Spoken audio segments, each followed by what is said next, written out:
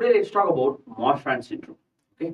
So before moving into Marfan syndrome, let's discuss what you see in a connective tissue. Okay. So normally any connective tissue, we all know it will have cells, fibers, and ground substances. This we all would have been aware. So the fibers and the ground substances together are called as the extracellular matrix. Okay, so connective tissue, cells, fibers, ground substances, and the fibers and the ground substances are called as the extracellular matrix. So now one thing you should remember is this extracellular matrix is very important because it holds the structure and integrity of the connective tissue. Okay, so we all know the ground substance are glycoproteins, glycosaminoglycans, and proteoglycans. So fibers, there will be collagen fibers, elastic fibers. Cells, depending upon the area, they can be osteoblast, cementoblast, fibroblast. It goes on. So imagine a patient comes to you with decreased or malfunctioning of elastic fibers. The elastic fiber is very important because it is the one that is responsible for the stretching ability and the flexibility of an area, like a trampoline. Okay, so imagine if a patient is having a defective elastic fibers or there is some kind of a problem in the elastic fiber. So these patients, they will not have much of flexibility in them, right? So the elastic fibers is responsible for the flexibility, like a trampoline. Now, I'll tell you a very important protein which encodes or which is responsible for the formation of these elastic fibers, which is nothing but fibrillin. Fibrillin, to be specific, 1.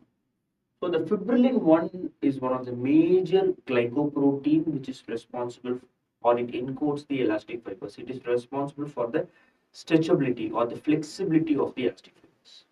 Okay, see, the elastic fibers are predominantly seen in arteries, aortic arteries, the ligaments, skin.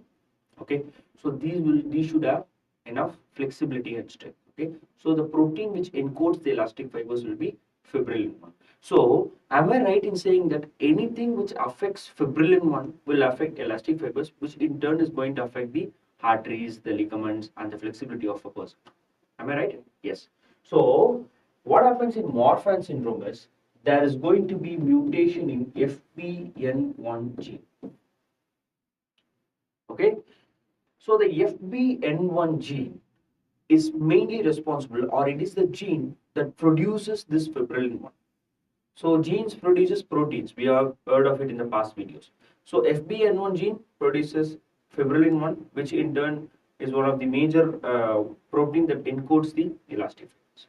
So the defect or mutation in FBN1 gene results in inadequate or absence of fibrillin 1, which in turn is going to affect the elastic fibers. So now, based on this, you are going to tell me what is the patient going to have. So skeletal deformities. See, another one important thing what this fibrillin 1 does is basically the absence of fibrillin 1, it's going to result in increased transforming growth factor beta. Okay, so whenever there is mutation of FBN1 gene, the defective fibrillin leads to increased transforming growth factor beta. This transforming growth factor beta is mainly responsible for the long bones. Okay, so whenever the patient is having Marfan syndrome, these patients will have long bones. They will be very tall, long bones, long fingers will be there. Okay, skeletal manifestations.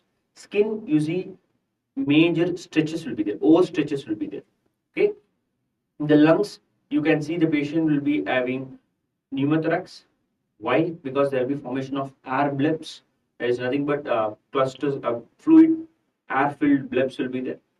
So sometimes it might burst out, resulting in the spread of air into the lungs, leading to pneumothorax, spontaneous pneumothorax. In the heart, aortic dilatation will be there. So when the aorta dilates more, obviously it might some point of time it can cause pain, it can break down, aortic dissection.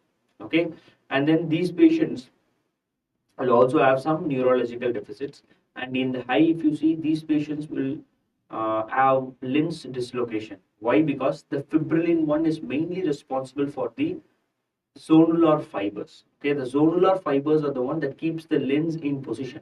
So once this fibrillin 1 is affected, there is going to be formation of ectopia lentis. Okay, so the formation of ectopia lentis. So Marfan syndrome is an autosomal dominant disease. So this is it about Marfan syndrome. I hope this video makes sense. Thank you so much for watching the video. Have a nice day.